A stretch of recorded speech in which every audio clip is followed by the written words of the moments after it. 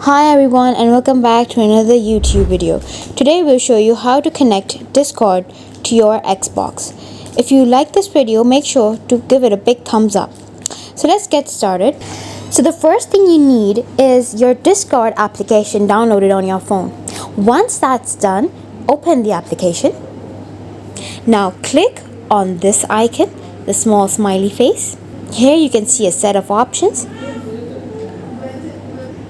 Now click on Connections. Click on Add. Here you can see a number of options. Scroll down and click on Xbox.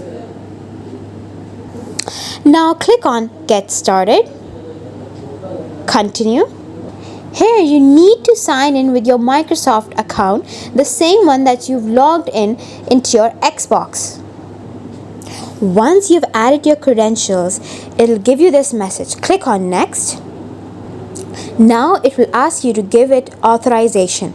All you need to do is confirm the access of this application and click on Yes. The second step of this process is where Xbox will want access for your Discord account. Read the terms and conditions and click on Authorize and Continue. Once that is done, your both accounts will be connected. You can check your Xbox for the Discord connection. If you like this video, make sure to subscribe to our channel.